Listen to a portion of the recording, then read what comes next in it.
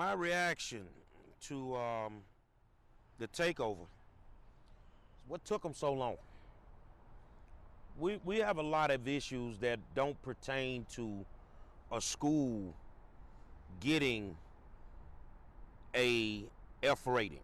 It's not all about that, and a lot of people don't understand. But it's far more than just an F rating from a school or something like that. We're dealing with corruption. We're dealing with folks, being federally indicted. And enough is enough. And I just feel that our children have been getting a raw deal for at least the last 20 to 30 years, especially black and brown children. And it's time for somebody to come through and make sure these kids get educated. HISDs fail. But some of the sentiment is that this is a bad move for the kids. Actually, it's not. What's a bad move is if we keep doing the same thing over and over expecting different results. That's the definition of insanity. And that's what we've been doing. We've been kicking the can down the road, for many years. And they've had more than enough time to fix these schools. I mean, look at Highland Heights. I mean, the commissioner put it in his letter. We're talking about Wheatley being a failing school, and now they got a C. Well, Highland Heights Elementary has failed the last 11 years in a row. They don't even have to talk about Wheatley. They can talk about Highland Heights. That makes no sense. It doesn't take rocket scientists to figure out how to fix a failing school. What's wrong with HISD? What has been wrong with them? Corruption. Corruption at its finest. It's more important for people to make money any way that they can make it rather than invest the money that we get into our children.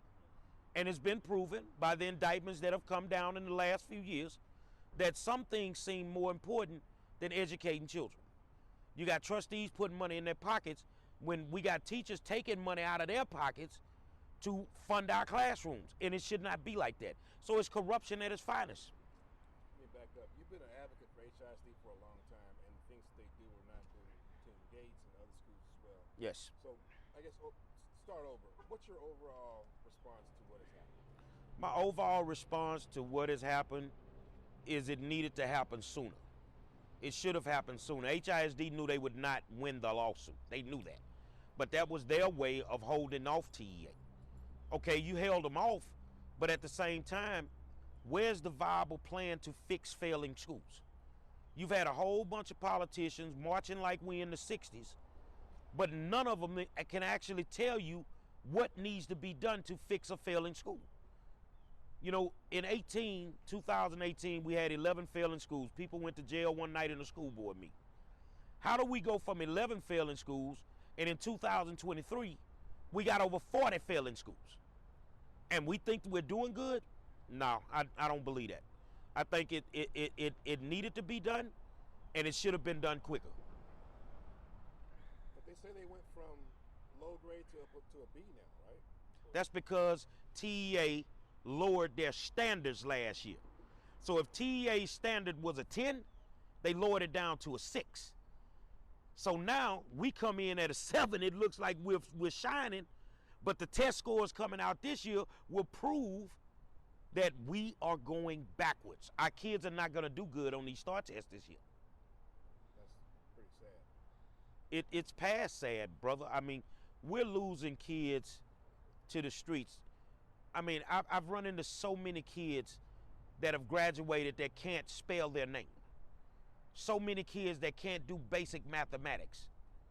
But yet they figure out a way to pass the STAR test. So that tells me something going on with the test. You see what I'm saying?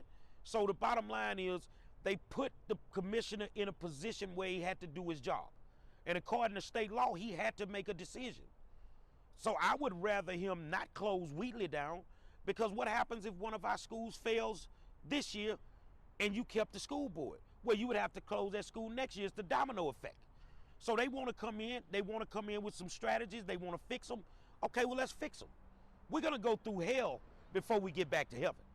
There's no questions about that. But HISD did this to themselves. They did. I've been in that boardroom for 14 years, screaming the same song every month. Nobody listens. They treat us like we're garbage. The parents are not important, but all the experts keep failing. No, Marath, and I applaud him, he did his job today. And that's the only thing you can ask for somebody in his position. Just do your job to the best of your ability. What do you say to people? Because, yeah, you have been going to HISD meetings. It's known that you have been against HISD in a lot of different ways. What do you say to people who say, you just tripping, this is exactly what you just throwing dirt? I say look at the data. I say go walk your schools. I'm not going to tell you to do something that I don't do. I look at the data. I walk my schools. I know what our children don't have in our schools. And if you want a child to be successful in a school, you're going to have to give them what they need to get it done. And they're not doing that. So if they think it's just personal with me, I could care less. The bottom line is, whether they like me or not, I'm there every month fighting for their children because I don't have a kid in the school district. So think about that. Why would he do this? Because I believe that the foundation to help these kids in the long run is a quality education, which they're not getting with HISD.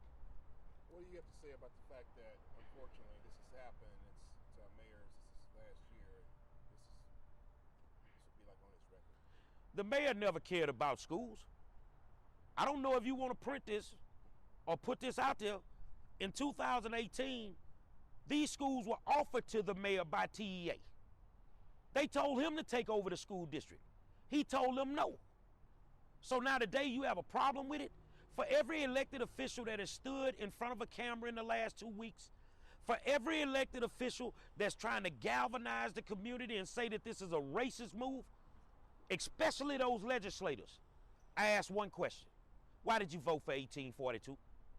Why did you vote for 1882? The same bills that he used against you today, minus Armando Wale and Garnett Coleman, they voted for him.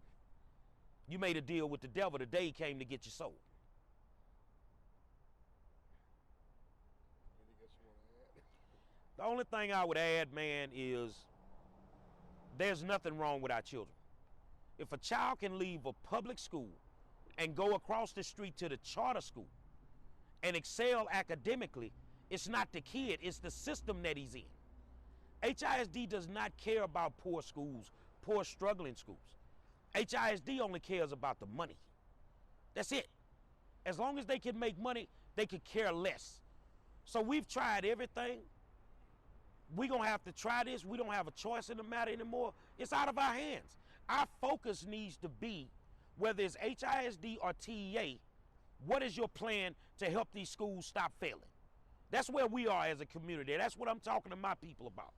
And if there is no viable plan, then TEA won't succeed either. But I think they didn't have a long time to think about this, and I think they're going to come through and they're going to do some things different. Will there be some hiccups? Yes. Will there be some school consolidations? Yes. Will there be some school closures? Yes. But all that comes with the game when your school district gets taken over. That all comes with the game. And if you didn't want to deal with it, all you had to do, HISD, was fix those schools. And you chose not to do it. So what's your best hope scenario? Say 1 year, 2 years, 3 years down the line. What's your best scenario that you would like to see? I think it's going to take about 5 years. That's my honest assessment. Because if we don't do very well on these STAR tests this year, we're going to be really behind. So I don't think it's going to be a quick fix. I think there's too much to do in a year or too much to do in 2 years. You know, I've ran for HISD school board, so I know how it feels to want to elect your officials. And I must say that on this particular board, you know, you had good people on the board like Dr. Kendall Baker, Bridget Wade. I'm not going to name them all. And my trustee in my district, Myrna Guidry. You had some phenomenal people on the school board. But them being removed, it comes with the way that the law was written. Am I mad at Harold Dutton? No. I'm like Mr. Dutton. I get sick of watching kids get picked up in front of Yates and have to go to West U to get a quality education. Why can't they get one in our neighborhood? We pay taxes there. So the bottom line is, if you didn't want it to happen, you had more than enough time to fix it, and now you got to deal with it. But, you know, arrivederci.